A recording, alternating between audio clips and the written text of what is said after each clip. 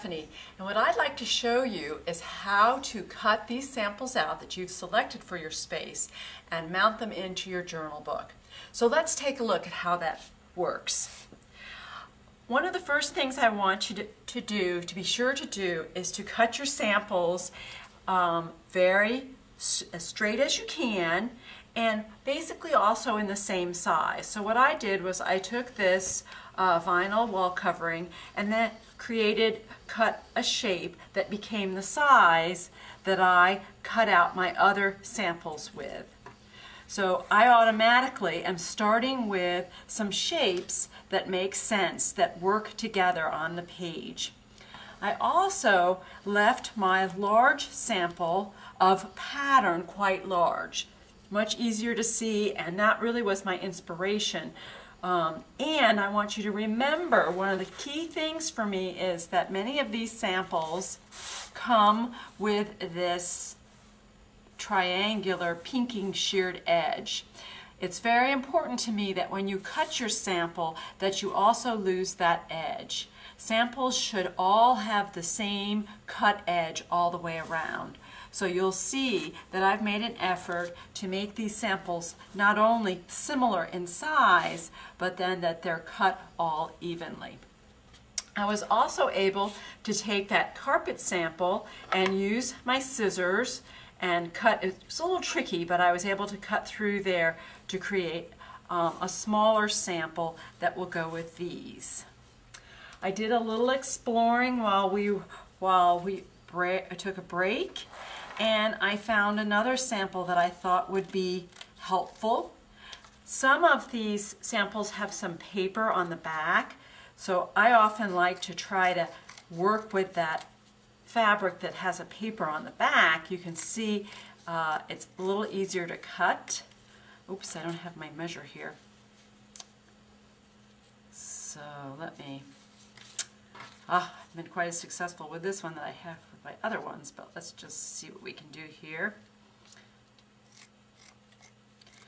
Very often when I'm making some fabric selections, I will cut several out and make my decision as I go along. So when I leave the sample room, I like to have more samples than I think I need, so that when I get ready to do my pasting, I can fuss around a little bit and make a final selection toward the end.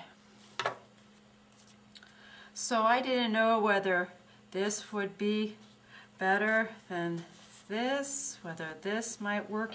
And nicely, I'll stand back and try to take a look and see how that's going to work. I might go back to my original. So I'm going to assume this is my final selection, and I want to talk a little bit about the page design. You can see I've been very particular about leaving a border all the way around.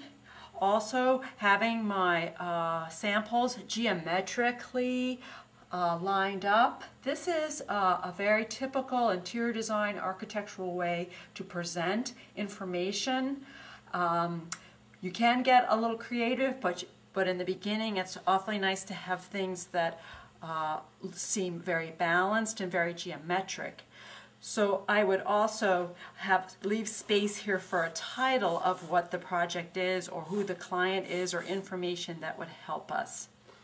Let me take a minute out to also show you about gluing samples.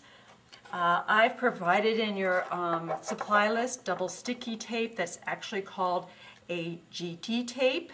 This is a framer's tape that is sticky on both sides.